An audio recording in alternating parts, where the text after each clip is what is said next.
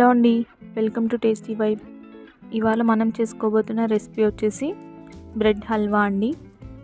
ఇది చాలా టేస్టీగా ఉంటుందండి. చేసుకోవడం కూడా చాలా సింపుల్. ఒక 10 నిమిషాల్లో అయిపోయే ఇన్స్టెంట్ రెసిపీ అండి.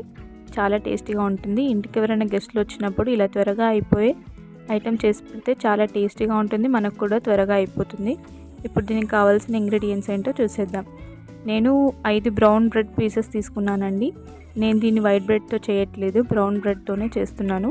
ఇది కొంచెం హెల్దీ కాబట్టి నేను దీంతో చేస్తున్నాను. ఇప్పుడు ఈ బ్రెడ్ స్లైసెస్ని తీసుకొని మిక్సీలోకి వేసుకుంటే ఇలా పొడి తయారవుతుందండి.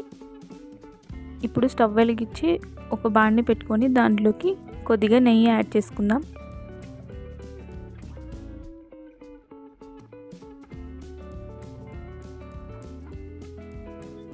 ఇప్పుడు ఇందులోకి డ్రై ఫ్రూట్స్ యాడ్ చేసుకొని వీటిని బాగా వేయించుకోవాలండి. చూడండి, ఇలా డ్రై ఫ్రూట్స్ అన్నీ బాగా కలర్ మారేంత వరకు వేయించుకోవాలి. ఇప్పుడు ఒక గిన్నె పెట్టుకొని దాంట్లోకి 3 కప్పుల పాలు యాడ్ చేసుకుందాం. దీంట్లోకే ఒక 1/4 కప్పు వరకు షుగర్ యాడ్ చేసుకోండి. షుగర్ మీ టేస్ట్ బట్టి అడ్జస్ట్ చేసుకోవాలండి. ఇప్పుడు ఈ పాలు షుగర్తో కలిసిపోయేటట్టు బాగా కలుపుతూ మరిగించుకోవాలి.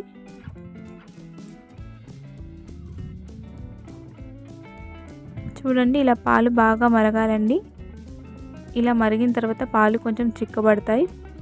ఇప్పుడు ఇదే స్టేజ్లో మనం పొడి చేసి పెట్టుకున్న బ్రెడ్ స్లైసెస్ని యాడ్ చేసుకుందాం.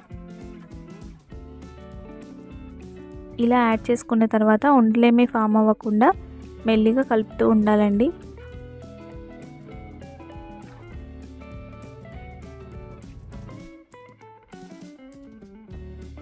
ఇలా స్టవ్ ఫ్లేము లోలో ఉంచుకొని ఇలా మెల్లిగా కలుపుతూ ఉండాలండి.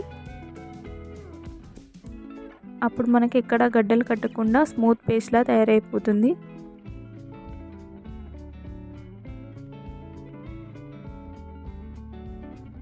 దీన్ని ఇలా కలుపుతూనే ఉండాలండి, లేకపోతే కింద మాడిపోతుంది.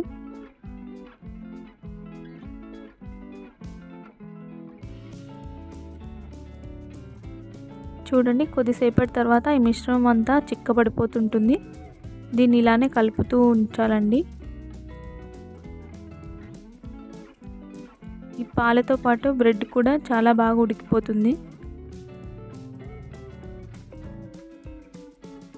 చూడండి, ఒక 5 నిమిషాల తర్వాత చూస్తే ఇది మొత్తం దగ్గరకు వచ్చేస్తుందండి. ఇప్పుడు ఇలా మొత్తం దగ్గర పడిపోయిన తర్వాత మన దగ్గర ఉన్న డ్రై ఫ్రూట్స్ యాడ్ చేసుకుందాం.